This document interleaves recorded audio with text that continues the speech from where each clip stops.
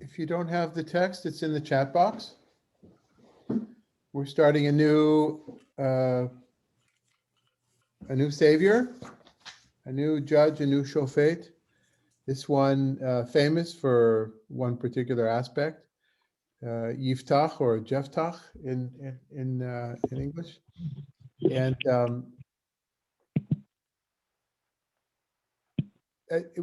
what I'd like to do today is to branch out into rabbinic midrashic literature that is not necessarily about this story as much as it's about some famous passages. Two in particular, two famous issues. One, just general human wisdom. The other one having to do with being part of the people of Israel, the Jewish people, and how the rabbis were able to find an anchor or a diving board to dive off of from our particular story. We're only beginning the story today. The story will go on for a while, and so why don't we go ahead and begin? So Jackie, 3335, please. 3335. I'm sorry, I had the pages turned over. 1-3. No, wait a minute. What am I'm looking at the wrong page. Sorry. I had the wrong sheet in front of me. I had yesterday's sheet.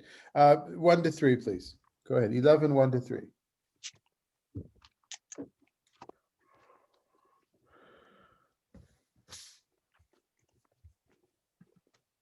Jackie, we just need you to unmute first.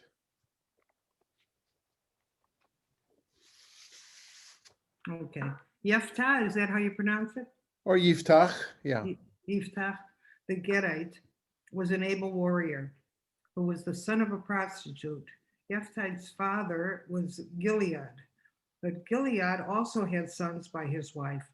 And when the wife's sons grew up, they drove Yiftah out.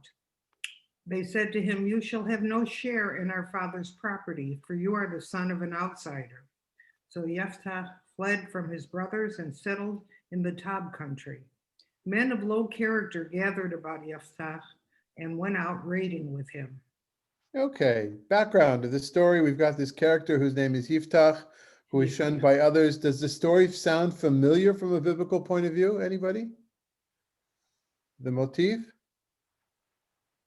Joseph? Well, they sent Joseph out, yeah. Right. Joseph is certainly part of it. He was shunned by his brothers. That's part of it. What others? John? Well, David, when Saul was after him, left the area and collected a group of, what was that term? No good, sort of. Folks. Right. Well, here it says no goods, anashim rekim, which is literally empty, right? They're good for nothings. So you are correct, and David did have his jolly band of marauders that we don't like to think of, that kind of went around doing whatever they did and getting protection money, like a group of mafia, and eating from the holy bread and all sorts of things. But there's nothing in particular about them being the term rekim is not used. We did have this term of anashim rekim. Anybody remember? Useless people.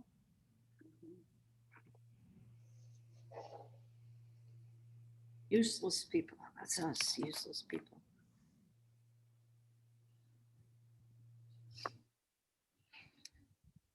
And now I'm blanking, but we had it with in the previous story with Avimelech.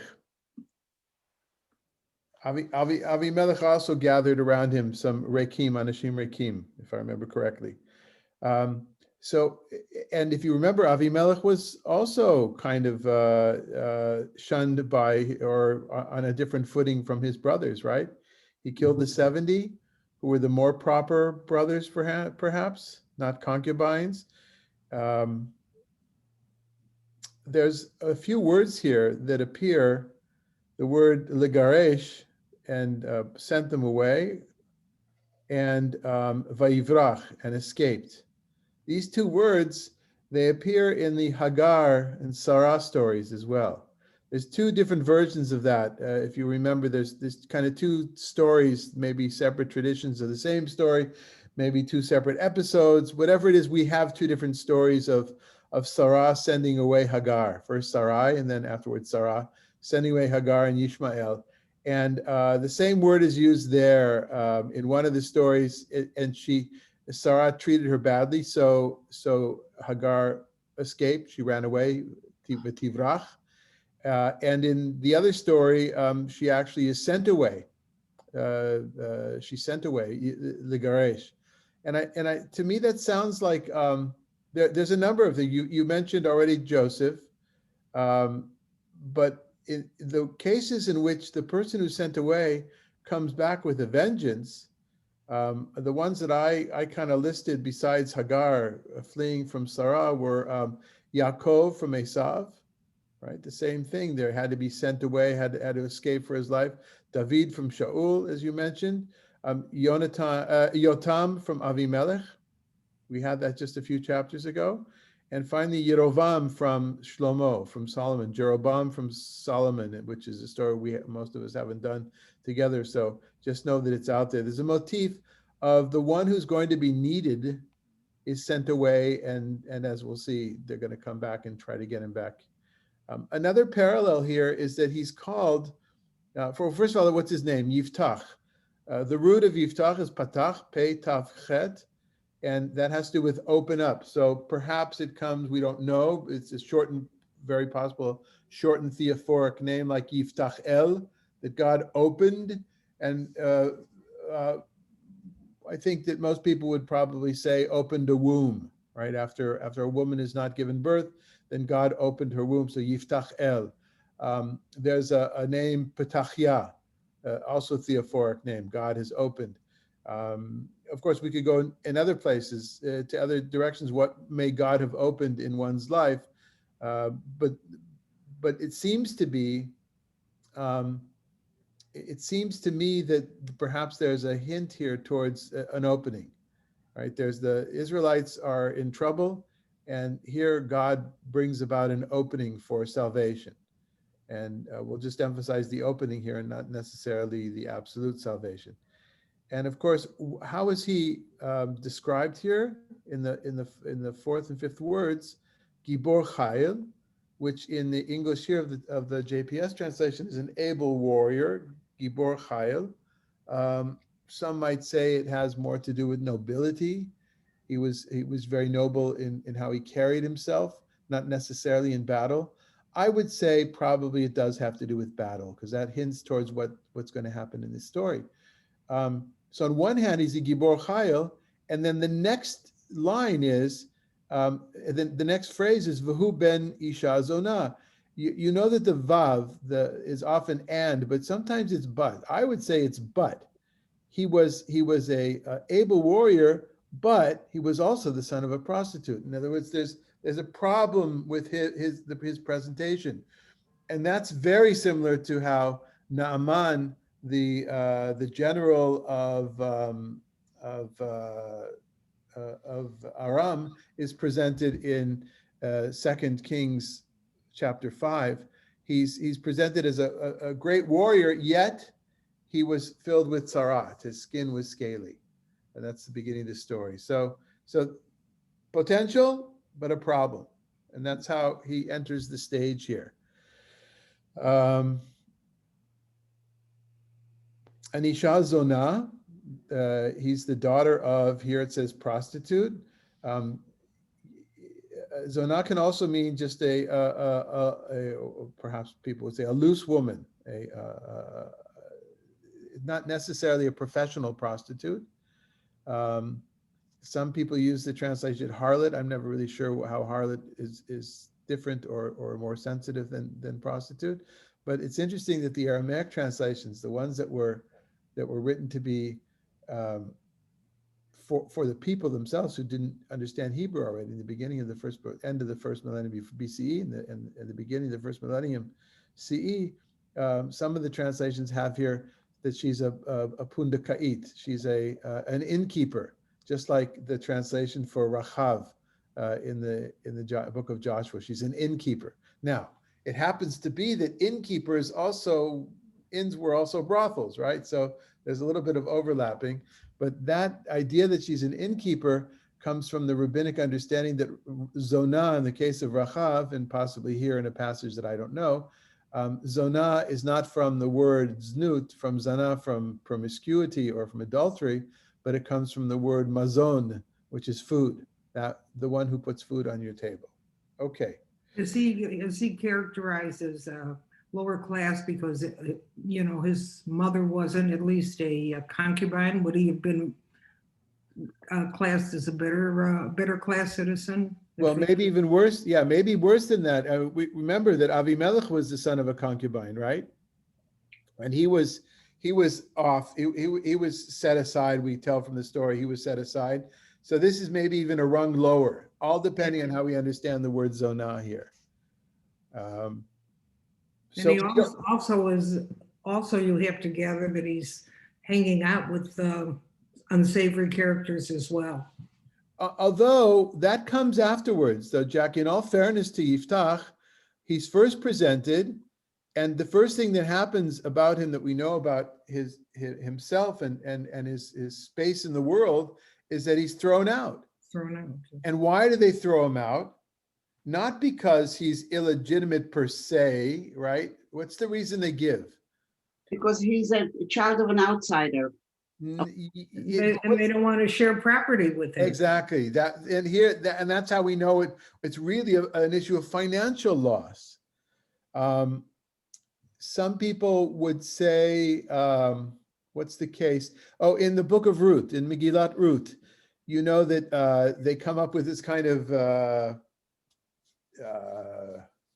kilayim, this mixture of two different laws in the Torah, one having to do with inheriting land, and the other one having to do inheriting the woman, the widow of the person who owned the land, and then they mix that together with the idea of the levirate marriage, all for a distant relative. That's Ruth and Boaz. If for any of you who remember the third and fourth chapters, what happens, and what he says.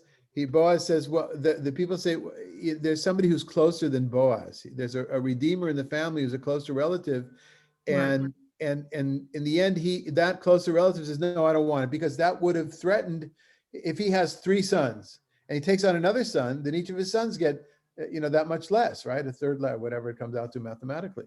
And so it feels like that the reason behind all this was financial, and the excuse was that, well, he's not a real brother. Illegitimate. Okay. All right. And then Jackie, he starts to hang out with good for nothings. Yes, John. I know some ancient societies at this time in history, the son of a prostitute or of a concubine did have inheritance rights. I don't know if that applied to the Hebrew people. No, not in our Torah. No.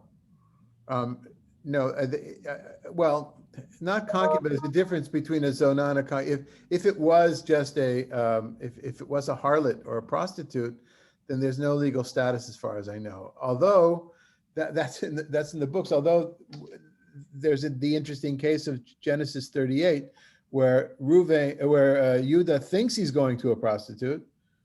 It ends up being his daughter-in-law, and of course those children had full rights. Not only that, went on to become King David's family, right? One of them. So in spite of the financial shenanigans of the other brothers, or the brothers, the law was on their side anyway.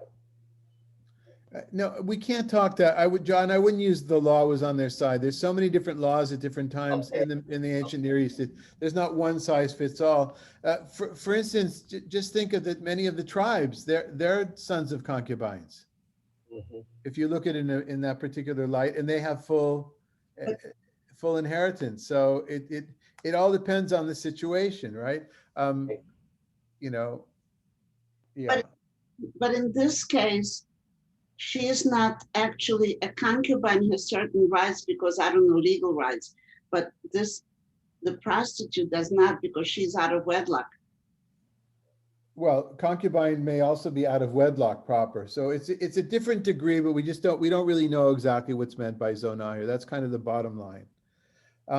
but the idea of pushing somebody away because it threatens the inheritance, that's also Sarah's in the second story. That's Sarah's rationale for sending Ishmael away. This child shall not inherit together with Isaac, because it challenges. Now they didn't mean just money there. I don't think. I think the story there, the narrator wants to say the peoplehood, right? The main peoplehood of Abraham. But we have this thing going on in the Hebrew Bible of sons who were pushed away, and they come back with a vengeance. Okay, that's I think what I want to say most about this. Anything else before we go on to the Talmudic tradition? Okay, Dan, you want to read from the Talmud for us, please? Rava said to Rabbi Barmari, "From where is this matter derived whereby people say a bad palm tree strolls and goes to be among a grove of barren trees? That is, bad people seek out other bad people." Okay, I just want to say I had prepared this right the other day so we could send it out. I usually prepare the text on Monday or Tuesday. And yesterday I was down in Thermal to visit the Galilee Center, where we brought a nice donation of things for babies and stuff for the people who are the asylum seekers. And as long as I'm mentioning that, please, if you're able to help that effort, it's harder for us. It's harder to go out and buy and collect things. So the easy thing to do is just click the button. Whatever you donate is great, folks. Whatever it is, that money is being set aside will only go for those kinds of things, diapers or whatever they need that week that we're going to go down there. And as far as people volunteering, right now they don't need Spanish speakers, and I know that perhaps not our Spanish speakers are not available right now, but they may need coming up soon. They may need medical professionals. Sasha will come down. So if you if any of you are, or you're in touch with people that would like to help out, volunteer in this way, and can spend the time coming down to Thermal, then please do so. But why am I saying this? Because I drove the long way back. I drove back like through, Indio, Coachella, La Quinta, just to see, again, to see the place that I live in, Coachella Valley. And you run into all these groves on these little streets, all these big palm groves. And some of them look beautiful, whatever, and some of them have some really gnarly, weird looking trees in the middle. And so I just thought of this here, the palm tree that walks over to the bad group of barren trees. Okay, anyway, go ahead. Rabbi Barmari said to him, "This matter is written in the Torah, repeated in the prophets, and triplicated in the writings. And we learned it in the Mishnah, and we learned it in the Baraita." Rabbi Barmari explains each of the sources. It is written in the Torah, as it is written, and so Esau went to Ishmael in Genesis. Okay, so the first place says that what we have often is that something is triplicated in the Torah. That there are other passages like that in the Talmud, but here he adds you've got the three sections of the Talmud, the three sections of the Bible, and we're going to have a surprise here in a second, and then you also have the other canonical literature of the time, which was the Mishnah. And also the Baraita, which is an outside tradition. Baraita literally means outside. They were traditions that didn't get into the canon, into the Mishnah proper, but they were still said by the rabbis of the same period, and they're out there floating around orally. With time, they'll be written down in something called the Tosefta, but we have them from time to time in the Talmud. When the Talmud says, "Tanu Rabbanan," our rabbis teach us, and the words are not exactly, they're not from a Mishnah, then that's an indication for us that they are from, we call it a Baraita, an external tradition, external from the Mishnah, from the same period of the Tanaim, the first few hundred years of the Common Era. But he's going to start now first with the Torah, and he says, where do we have a case of a tree having bad, or a bad tree seeking out bad company, right? Anashim Rekim, the empty-headed, the good-for-nothings hang out together. The first one in his Rambitic mind is Esav went to Ishmael, right? To the two misfits, right? The two others, quintessential others, they hang out with each other. Okay, go ahead. It is repeated in the prophets, as it is written, and there were gathered vain fellows to Yiftah, and they went out with him. we just read, Right. and is triplicated in the writings, as is written, all fowl will live with its kind, and men with those like him. Book of Ben Sirah. Hello.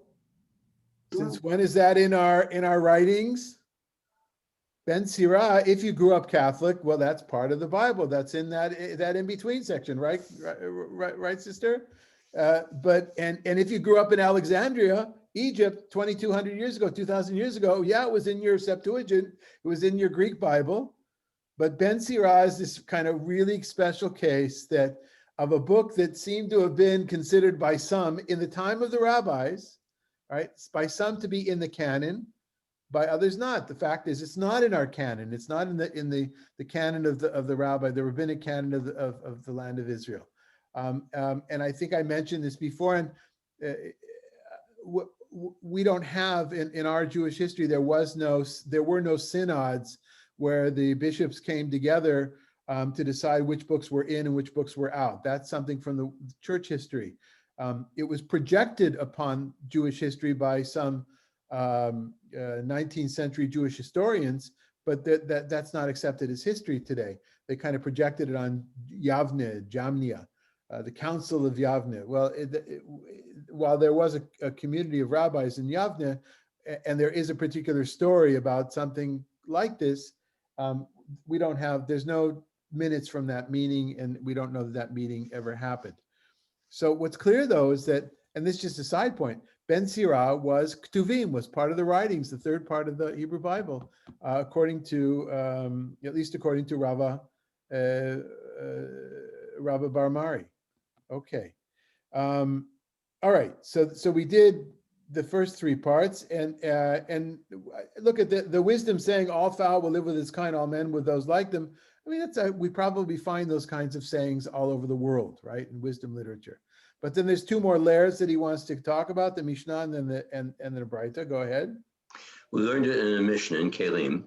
All that is attached to that which is ritually impure is ritually impure. All that is attached to that which is ritually pure is ritually pure. So this is kind of cool. It takes a halachic statement, a statement of legal statement about purity and impurity, and turns it into a metaphor, right? For people acting, for how people act in their lives, because that's what the real topic is, right? But the same principle holds. And then finally, in a rabbinic tradition from the time of the Mishnah, which is not in the canon of the Mishnah, go ahead. And we learned it in the Baraita. Rabbi Eliezer says, not for naught did the starling go to the raven, but because it is its kind, as it too is a non-kosher bird. For those that speak a little bit of Hebrew, or perhaps a lot of Hebrew, Ella lo bechinam halacha zarzir etzel ha'orev. Right, that's that phrase is used in Hebrew today, modern Hebrew. It's a niv, what we call a niv. Expression, an idiom. What would you say? How would you say niv in English? Idiom? No. No, it's more than an idiom. Idiom is like one word. It's an expression, I guess. It's a special category of Hebrew. It's wonderful because very often it comes from scripture or from rabbinic literature. And so what's the similarity between the starling and the raven in this context? They're both non-kosher birds. And what is the starling? Anybody know? Do you have starlings here? So zarzir, we have zarzir, these little black birds. They're little. So it's like a little miniature crow or raven. Raven's black, the ravens are this big, and zarzirim are this ones. And where did my mind go right away? I'm sure you see, as I do, the crows that are flying, and there's a little bird that's following it. What's the bird out here in the desert that's following the crow? Anybody know? Do you know what I'm talking about? Look in your gardens when very often when crows are flying by themselves, there'll be a smaller bird flying right behind it and landing behind it every time. That's called mobbing. I had to look that up. I knew that was a phenomenon, but it has a name. It's called mobbing, and it happens all over the world with different birds, larger birds with smaller birds with larger birds.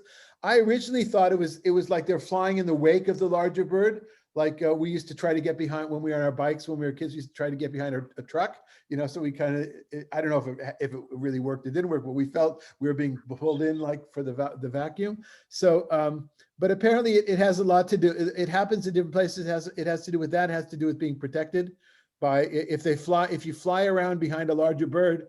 You're not going to get attacked, right? You're hanging out with the people that you know, nobody's going to mess with me if I'm mobbing a hawk, right, or a vulture. Oh, okay, so so that's kind of cool for me. For me, this is from a reality point of view. I know we said we try to go to modern state of Israel, Zionism in our thinking here, but sometimes that's just cultural, right? So to understand a phrase, this expression that the starling, not for naught does the starling hang out with the raven, as something that you would hear in Israel, you know, hundreds of times in your life, and not necessarily know where the source is, but then the parallel to the source is our buddy here, Yiftah, with his good for nothing, band of good for nothings.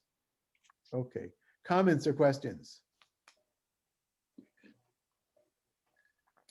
Okay, Susie Ortner, you wanna go ahead and verses 4 and 5, please. Let's see, verses 4 and 5. Sometime later, the Ammonites went to war against Israel. And when the Ammonites attacked Israel, the elders of Galilee went to bring Yiftah back from the Tob country.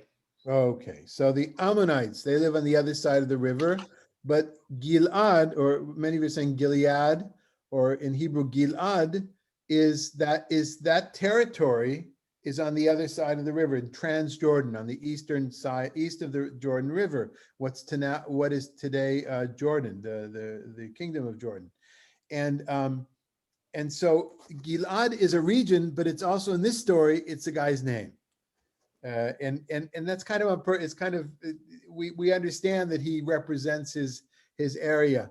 By the way, where did he go to live? T-O-B in Hebrew, that's Tov. He went to live in a place that's called good. It's the good place.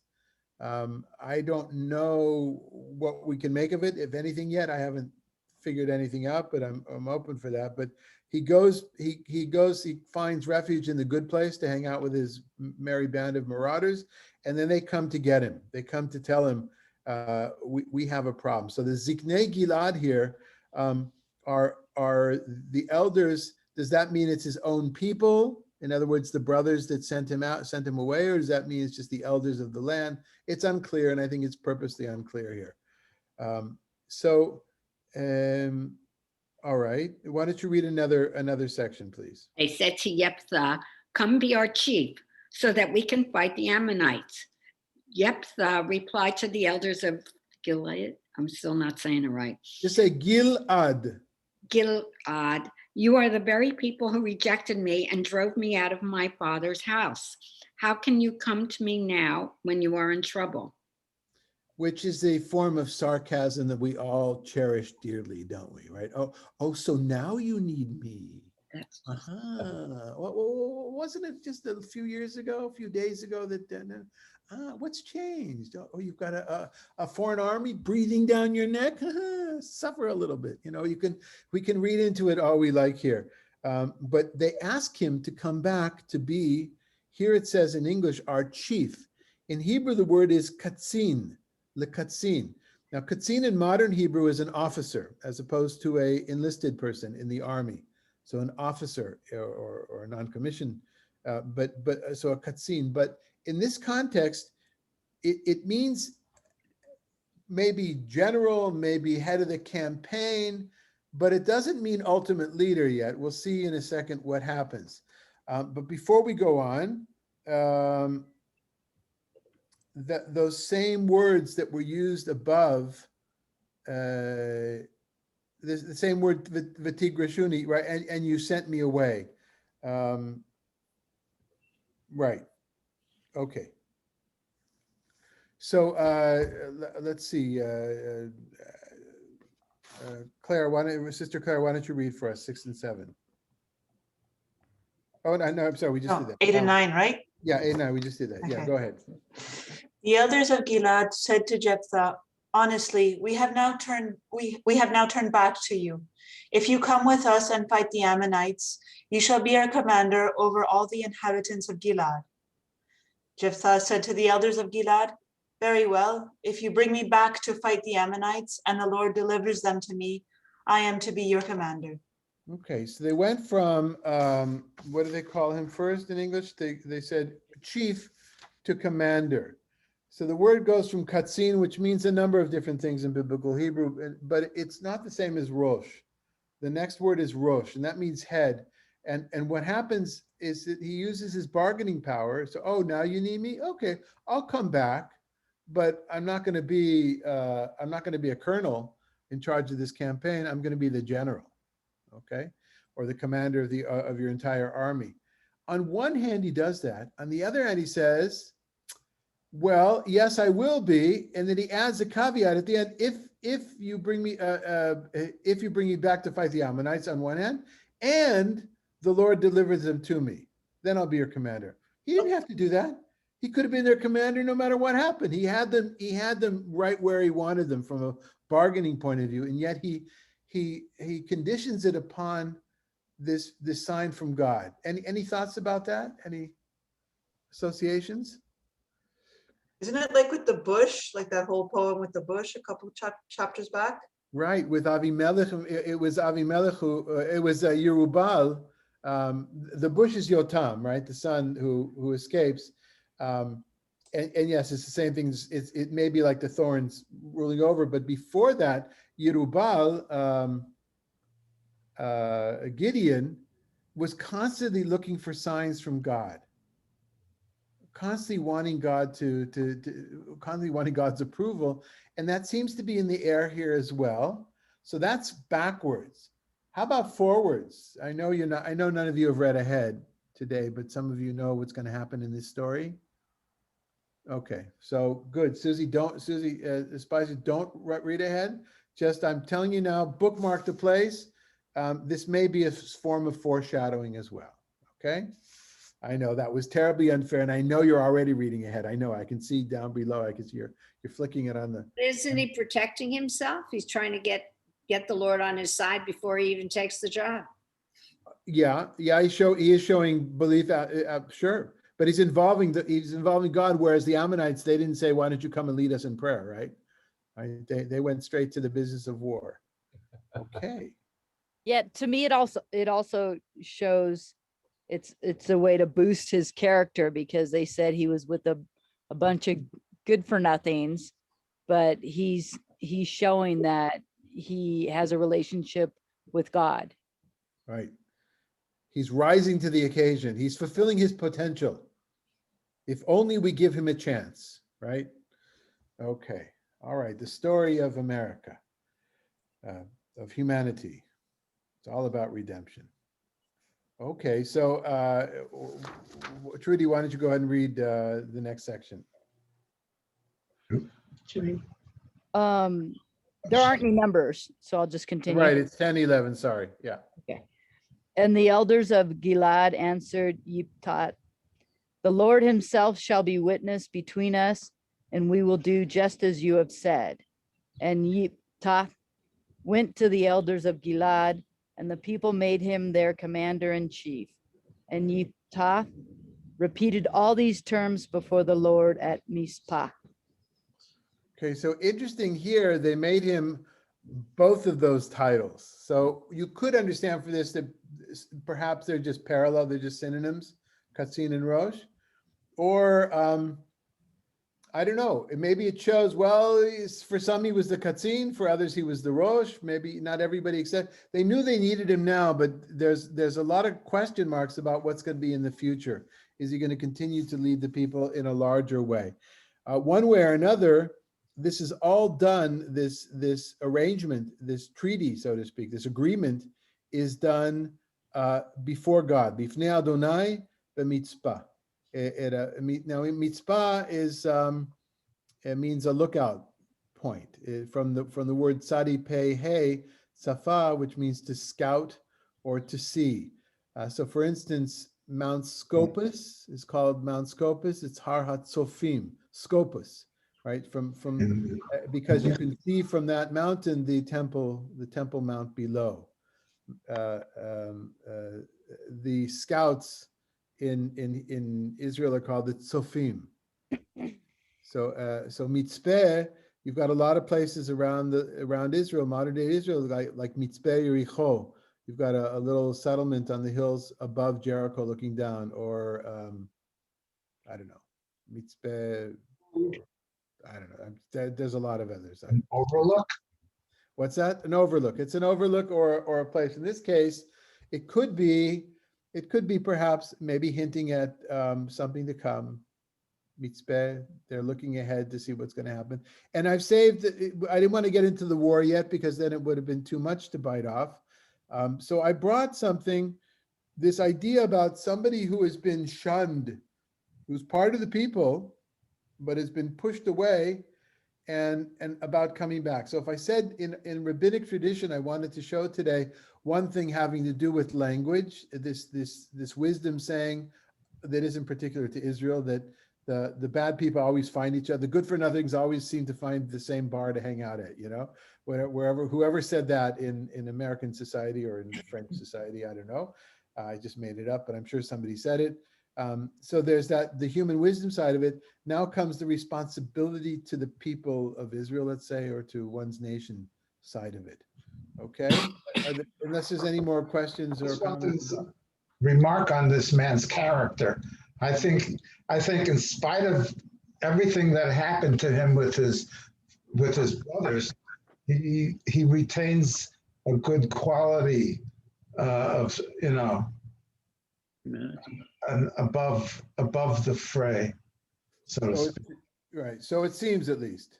He's a good person. You hope. Hopefully, yeah. At least at the present time. There you go. Used to be. There you go. Yes, John. With the Revised Standard Version, the English from the New Oxford Annotated Bible, and also the Adler translation, they use the words commander and head. And as just an English reader only, from that I got the commander's out doing the fighting, but the head would be over the whole people. Does that make any sense, or am I reading something into it that I should not? No, I think that it does make sense. There's a differential. What exactly the differential? That's my way of saying it before was the colonel versus the general. Yeah. Right? But way higher up. But in our tradition, Rosh, Rosh doesn't mean necessarily the person who's sitting in the capital city, calling the shots, or in the modern Israel tradition, as was it, the commanders are in the field, and very often they're leading as opposed to including the Rosh. Although I guess the chief of staff is in a bunker for most of the war. Okay, all right, but yes, that's certainly in the right direction, and more of a literal translation. Rosh literally means head. Right. Well, for example, the mayor of a city is called Rosh Ha'ir. Right. Exactly. Or Rosh Memshalah. Prime Minister is Rosh Memshalah.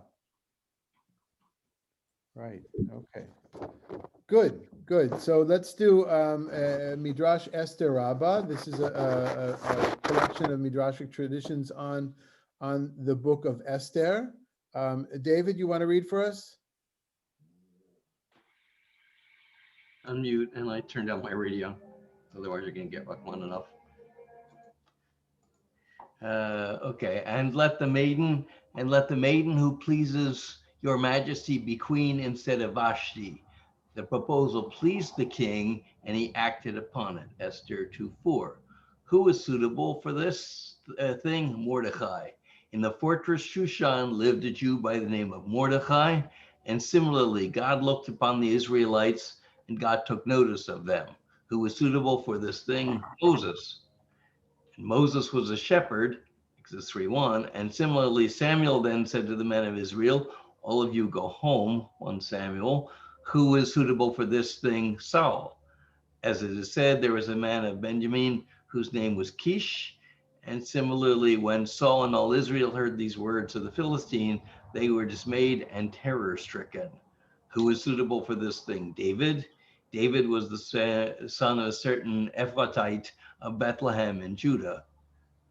Rabbi, 1 Samuel 17, Rabbi Yehoshua, son of Avraham, said two things. It is written, and he had oppressed Israel strongly, Judges 4:3. What does strongly, chazak, mean? Rabbi Yitzchak said, with shaming and blaspheming. How it is said, you have spoken hard words, chazku, against me, Malachi, this against the prophet Malachi, okay, 3:13, who was suitable for this thing, Devorah. See, it is written, Devorah, the wife of Lapidot, was a prophetess, Judges 4:4. Rabbi Yehoshua, son of Aviram, said another, the troops, the officers of Gilad, said to one another, let the man who is the first to fight the Ammonites be chieftain over all the inhabitants of Gilad, Judges 10:18, who was suitable for this thing, Yiftah. Yiftah the Gileadite was an able warrior, Judges 11:1. That's a lot. Josh begins with Mordechai and by extension Esther as well here, because it's a midrashic work that's based on, you're meant to have it when you're preparing to read the Megillah of Esther on Purim. So from Mordechai, it goes on to Moses, goes on to Samuel / Saul, it goes on to Saul / David, goes on to Devorah, and then now to brings it home to our case here. In other words, there are people who are suitable. And when you're suitable, you must rise to the occasion. I think that's a bit, in other words, you've got to look at yourself. I think this to me would be the rabbinic message here, the homiletic message. You look at yourself and you say, are you being called to do something? Are you the right person for the job at the right time? And there's another tradition here in Esther Rabbah that talks about Mordechai saying to Esther, don't think you can get away with just pretending to be Mrs. Achashverosh. You were put here for this purpose. You're going to have to come forward and help save the Jews. So there's this idea that when there is a need, and so Sid, I think, is correct in saying that Yiftah is acting in a very noble way, even though he had been mistreated. Okay. All right. So that's what I got, folks, today. Are there any questions or comments? We will go on. It's going to take us a few times to finish this story of Yiftah. We'll get to an extremely difficult story at the end. Rabbi, Yes. if Yiftach was the eldest son, doesn't it say in Mishpatim that the eldest son, even if of a captive, has to be treated, has to be accorded the rights of the firstborn? So why do you say that Yiftach was the eldest son? We just looked it up. It seems to say that in a few sources. Well, it does, to me, it doesn't sound like it in the simple meaning of the text. So perhaps it was In Midrashic. it might be in a rabbinic text, and that would make sense because it's apologetic. Because if Yiftach was the son of a prostitute, then why is he rising to such a important stature here? Also, the way of reading, a simplistic way of reading the text is he's mentioned first and the other sons were mentioned afterwards. So Right.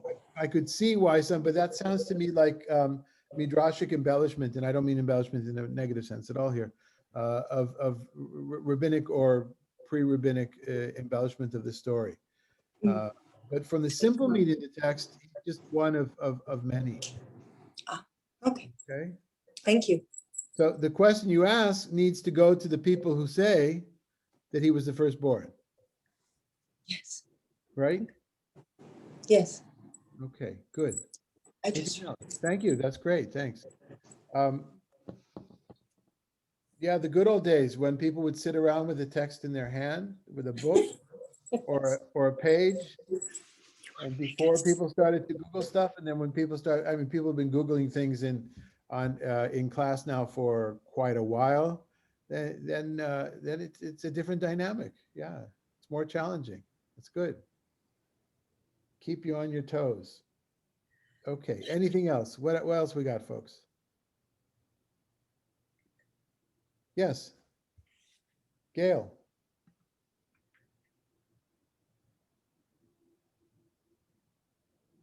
The the part with the birds.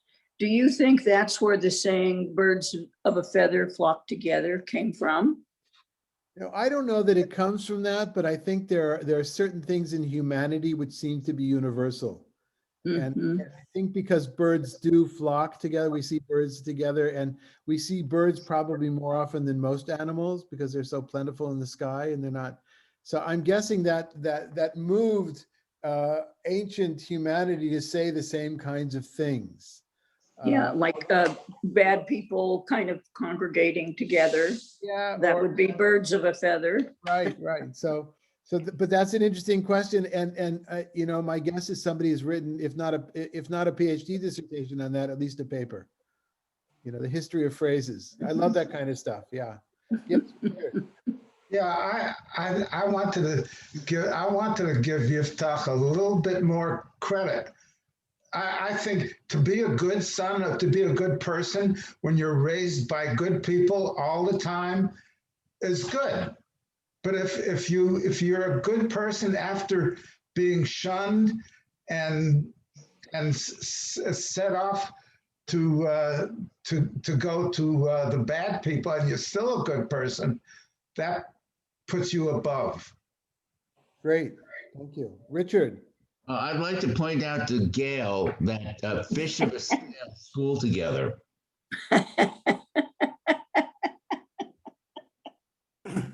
Rabbi, Yeah, Gary. I'd like to go further back in the Babylonian Talmud, where it says it's repeated. Let me see. No. And it is triplicated in the writings as it is written, all fowl will live with its kind, and men with those like him.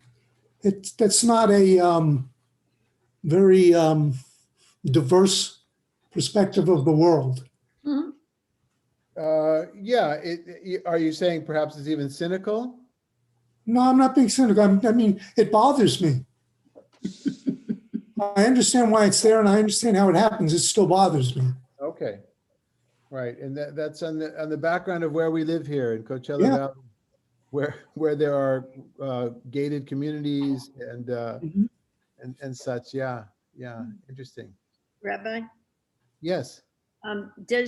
it seems that the question comes up, he agrees to be their commander. And so will he then be excused or then not vilified as being a son of a prostitute, obviously a bastard? Is that going to be forgiven, quote unquote? Is he going to be thrown back into that negative pool, even if he, quote unquote, wins the battle? Does that win him new acceptance? Roberta, it's like a good TV series. You'll have to tune in next week to find out the answer to that. No, I mean, in biblical history, does that new action forgive a birth which you have had no involvement in? Oh, You're right, just yeah. a random subject of this and whatever, but does biblical history ever forgive that, quote unquote, sin? I'm trying to think what another example of this would be. I don't think it's a sin.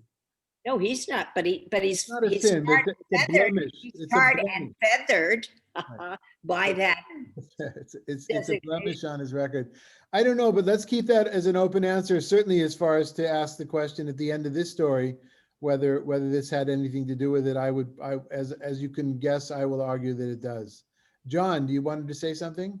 Well, first of all, I kept trying to think of vocabulary earlier when it was the word adage that you were searching for. Adage would be a good for need. Yeah.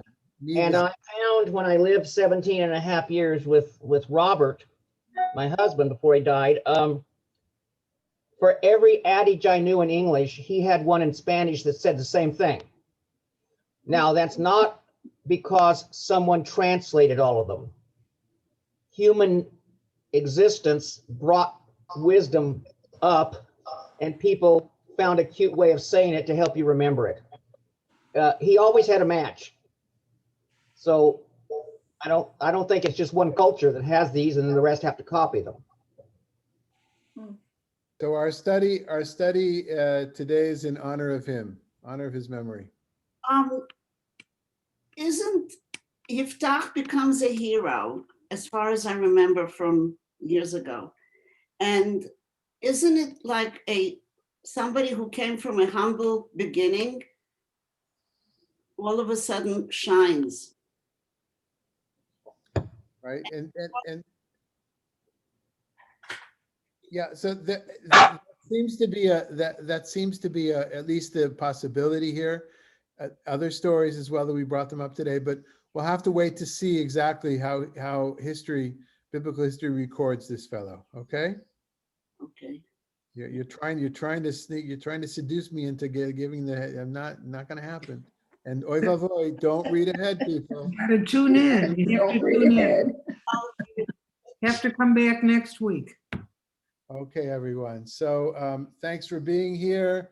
Again, please go to our Tuesday next week for the final. If I you, made a donation today, Rabbi. thank you. Okay. All right, everybody else. Very easy. Go to our Hamid Bar website. Great. Okay, and if you do it actually from the email, then it'll go Right, automatically from the email. into that particular part. Thank you. Right. And remember that the Kabbalat Shabbat this week is together with is actually belongs to Temple Har Shalom, so it's at 6 o'clock and not at 6:30, and it's 9:30 in the morning, Shabbat morning, and not 10:30. Now, okay, everybody. we spoke last week about doing maybe the Wednesday 10 o'clock at 11. Is that possible? Yeah, it's possible. We'll continue to roll it around. Let me see what we can do. We'll let you know. Okay. Great. Thank you. All right. Goodbye, everyone. Thank you. Bye. Goodbye. It's Brickworks today, whoever wants to join us at 5 o'clock. Jackie?